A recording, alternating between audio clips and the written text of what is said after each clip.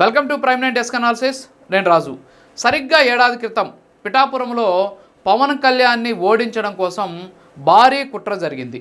ఎట్టి పరిస్థితుల్లో కూడా పవన్ కళ్యాణ్ అసెంబ్లీ గేటు తాకకూడదు, పవన్ కళ్యాణ్ అసెంబ్లీలో కూర్చోకూడదు, ప్రభుత్వంలో భాగస్వామ్యం కాకూడదు, అసలు పవన్ కళ్యాణ్ రాజకీయంగా ఉండకూడదు అనేటటువంటి ఉద్దేశంతో భారీ కుట్రలు జరిగాయి. ఎందుకు ఈ కుట్రలు జరిగాయంటే పవన్ కళ్యాణ్ గారి అధికారంలో కీలకంగా కానీ మారితే ఖచ్చితంగా ఇబ్బందులు తప్పవని చెప్పేసి ఏడాది క్రితమే వైఎస్ఆర్ కాంగ్రెస్ పార్టీకి సంబంధించినటువంటి ముఖ్య నాయకులు నిర్ధారించుకున్నారు. కూటమి అధికారంలోకి వచ్చినా పర్వాలేదు, చంద్రబాబు నాయుడు సీఎం అయినా పర్వాలేదు, లోకేష్ ఉప ముఖ్యమంత్రి అయినా పర్వాలేదు, కానీ ఒక్క పవన్ కళ్యాణ్ మాత్రం ఈ పదవిలో కూర్చోకూడదు అనేటటువంటి ఒక భావనతోటి భారీ ఎత్తున వాళ్ళు ప్రయత్నాలు చేశారు. ఎట్టి పరిస్థితుల్లో పవన్ కళ్యాణ్ అసెంబ్లీలోకి రాకూడదు, ఇది మాత్రమే వాళ్ళ టార్గెట్. మేము గెలవాలా లేకపోతే కూటమిని ఓడించాలా, ఈ రెండు సెకండరీ. ఫస్ట్ థింగ్ మాత్రం పవన్ కళ్యాణ్ ఎట్టి పరిస్థితుల్లో గెలవకూడదు.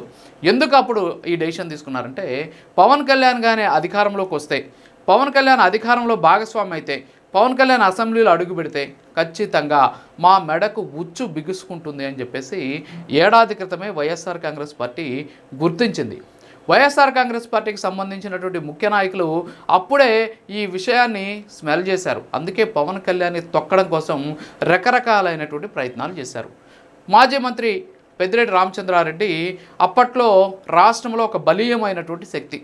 ఆయన జగన్మోహన్ రెడ్డి తర్వాత మొత్తం కూడా వ్యవహారాలన్నీ చూసేటటువంటి ఒక వ్యక్తి. ఎక్కడ ఎన్నికలు జరిగినా అక్కడ ఒక ట్రబుల్ షూటర్గా వెళ్ళిపోయి సామవేద దాన దండోపాయాలని ఉపయోగించి రకరకాల దారులు అక్కడ ఉన్న అభ్యర్థులను గెలిపించుకున్నటువంటి వ్యక్తి. మరి ఆయనకి పిఠాపురం బాధ్యతలను అప్పగించారు. ఎట్టి పరిస్థితుల్లో పిఠాపురంలో పవన్ కళ్యాణ్ గెలవకూడదు. సో పెద్దిరెడ్డి కూడా ఈయన గెలిస్తే నాకు సమస్య వస్తుందేమో అనేటటువంటి ఒక ఆందోళన చెందారు. ఈ నేపథ్యంలోనే ఆయన తనయుడు అనేటువంటి మిథున్ రెడ్డికి ఆ బాధ్యతలు అప్పగించి పిఠాపురంలో పవన్ కళ్యాణ్ ఓడిపోయేందుకు అవసరమైనటువంటి దాదాపు అన్ని ప్రయత్నాలు చేయాలని చెప్పేసి ఆయనకి ఫ్రీ హ్యాండ్ కూడా ఇచ్చేశారు. ఆ విషయాన్ని నేను కాదు, గతంలో జనసేన నాయకులు చెప్పారు. ఒకానొక దశలో పవన్ కళ్యాణ్ గారు కూడా చెప్పినటువంటి పరిస్థితి, నన్ను ఓడించడం కోసం ఏమేం చేశారు అనేటటువంటి అంశాలు కూడా ఆయన మాట్లాడినటువంటి పరిస్థితి. ఎందుకు పవన్ కళ్యాణ్ ఓడించాలి అంటే ఇప్పుడు అర్థమవుతోంది. ఎందుకు ఏడాది క్రితమే వాళ్ళు భయపడ్డారంటే ఆ భయం ఏంటి అనేది ఏడాది తర్వాత ఇప్పుడు అర్థమవుతుంది. ఏంటి అంటే పెద్దిరెడ్డి రామచంద్రారెడ్డికి సంబంధించి మదనపల్లిలో ఫైల్స్ దగ్ధమయ్యాయి. సో అందులో పెద్దిరెడ్డి రామచంద్రారెడ్డి పాత్ర ఉందని చెప్పేసి తొలుత ఆయన పేరు బయటకు వచ్చింది, కానీ ఆయన మీద కేసు నమోదు కాలేదు. ఆ తర్వాత రకరకాలైనటువంటి విమర్శలు వచ్చాయి, మైన్స్ కావచ్చు, తర్వాత రకరకాలైనటువంటి విమర్శలు వచ్చాయి, కానీ ఎక్కడ కూడా ఆయన మీద కేసు నమోదు కాలేదు. కానీ ఇప్పుడు పెద్దిరెడ్డి రామచంద్రారెడ్డి, ఆయన సోదరుడైనటువంటి పెద్దిరెడ్డి ద్వారకనాథ్ రెడ్డి, ఆయన మరొక సోదరుడి భార్య ఇందిర, సో వీళ్ళ మీద ఫారెస్ట్ అధికారులు కేసులు నమోదు చేశారు. ఎందుకు కేసులు నమోదు చేశారు అంటే కొంత ఫారెస్ట్ భూమిని ఆక్రమించుకున్నారు అనేటటువంటి దాని కింద ప్రస్తుతానికి కేసులు నమోదయ్యాయి. ఇదే విషయాన్ని ఏడాది క్రితం పెద్దిరెడ్డి రామచంద్రారెడ్డి గుర్తించారు. పవన్ కళ్యాణ్ గారి అధికారంలోకి వస్తే, పవన్ కళ్యాణ్ గారి అధికారంలో భాగస్వామి అయితే ఖచ్చితంగా మన మెడకు ఉచ్చు తగులుకుంటుందని చెప్పేసి ఆయన అప్పుడే గుర్తించారు. అందుకే ఆయన ఓడించడం కోసం ఆయన తనయుడైనటువంటి మిథున్ రెడ్డిని పిఠాపురంలో భారీగా ప్రయత్నాలు చేయించారు అనేది ఇప్పుడు స్పష్టంగా తెలుస్తుంది. ఎందుకంటే ఈరోజు పెద్దిరెడ్డి రామచంద్రారెడ్డి మీద కేసు ఎక్కడా కూడా నమోదు కాల, కేవలం ఫారెస్ట్కి సంబంధించిన కేసు మాత్రమే నమోదైంది.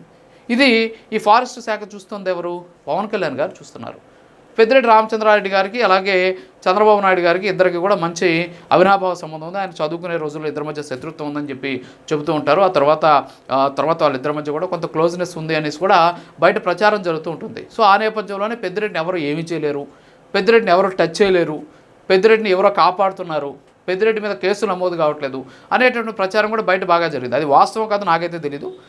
అంతేకాకుండా ఆయన మీద కేసులు కూడా నమోదు కాలేదు. దీంతో ఆ ప్రచారానికి కొంచెం బలం కూడా చేకూరినటువంటి పరిస్థితి. అయితే ఆ తర్వాత పరిస్థితులు చూస్తే ఇటీవల కేసులు నమోదయ్యాయి. ఈ కేసులు నమోదైనటువంటి ఈ శాఖలు ఎవరి చేతిలో ఉన్నాయి? పవన్ కళ్యాణ్ గారి చేతిలో ఉన్నాయి. సో చంద్రబాబు నాయుడు సీఎం అయినా సరే మనకేమి ఇబ్బంది వచ్చేటటువంటి అవకాశాలు లేవు. ఒకవేళ పవన్ కళ్యాణ్ కానీ ప్రభుత్వంలో భాగస్వామి అయితే ఖచ్చితంగా మనకు ఇబ్బందులు వస్తాయని ఏడాది క్రితమే పెద్దిరెడ్డి రామచంద్రారెడ్డి గుర్తించారు. అందుకే ఆయన ఓడించడం కోసం ఆయన తనయుని రంగంలోకి తిప్పాడు. కానీ ఇక్కడ ఏదైతే కాలం కావచ్చు, అంతేకాకుండా పరిస్థితులు కావచ్చు, అంతేకాకుండా విజయ అపజయాలు కావచ్చు, సో వీటన్నిటిని కూడా బేరీజ్ వేసుకుంటే పవన్ కళ్యాణ్ గారు గెలిచారు. పెద్దిరెడ్డి రామచంద్రారెడ్డి ఏ విధంగా అయితే భయపడ్డారో ఆ విధంగానే ఈరోజు పవన్ కళ్యాణ్ వాళ్ళ మీద కేసులు నమోదు చేయించినటువంటి పరిస్థితి ఆయన తీసుకున్నటువంటి శాఖలో జరిగినటువంటి అవినీతి అక్రమాల మీద. సో కాబట్టి పవన్ కళ్యాణ్ని గెలిస్తే తమకు వచ్చేటటువంటి నష్టం ఏంటి అనేది ఆ రోజే వైఎస్ఆర్ కాంగ్రెస్ పార్టీ గుర్తించింది. సో పవన్ కళ్యాణ్ అనేటటువంటి ఒక బలీయమైనటువంటి శక్తిని తొక్కడం కోసం రకరకాలైనటువంటి కుట్రలు చేసింది. ఈరోజు ఆయన అధికారంలో భాగస్వామిగా ఉన్నారు కాబట్టి వీళ్ళ మీద కేసులు నమోదవుతున్నాయి. లేకుండా కానుంటే కేసులు నమోదవుతాయో లేదో అనేటటువంటి అనుమానాలకి బలం చేకూరే విధంగా ఈరోజు పరిస్థితులు ఉండేవి. సో ఇప్పుడు కేసులు నమోదైంది కూడా పవన్ కళ్యాణ్ గారు చూస్తున్నటువంటి శాఖలకు సంబంధించి. ఇక మిథున్ రెడ్డికి సంబంధించి ఆయన మీద కేసు నమోదైంది, అది లిక్కర్కి సంబంధించినటువంటి కుంభకోణం. సో ఆ లిక్కర్ కోణంలో ఆయన ఇప్పటివరకు అరెస్ట్ కాదు, పెద్ద వాళ్ళు అరెస్ట్ అయ్యారు, అంటే వెనకున్నటువంటి కొంతమంది అరెస్ట్ అయ్యారు. 32 వరకు కూడా అరెస్ట్ అయినటువంటి పరిస్థితి. కానీ మిథున్ రెడ్డి ఇంకా అరెస్ట్ కాలేదు, ఎందుకంటే కోర్టుల నుంచి రక్షణ వచ్చిందని చెప్పేసి. సో రకరకాలైనటువంటి వాదనలు కూడా వ్యక్తమవుతున్నాయి. సరే, వాటి జోలికి నేను వెళ్ళను, కానీ అరెస్టులు మాత్రం జరగనటువంటి పరిస్థితి కేసు నమోదైన. సో పెద్దిరెడ్డి మీద అయితే అసలు కేసే నమోదు కాలేదు.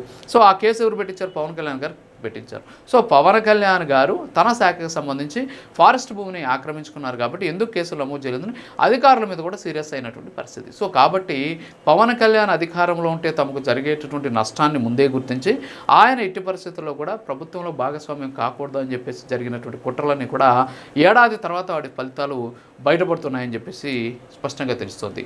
ఇది వాటి డెస్క్ అనాలిసిస్. మరో అనాలిసిస్లో మళ్ళీ కలుద్దాం. నమస్కారం.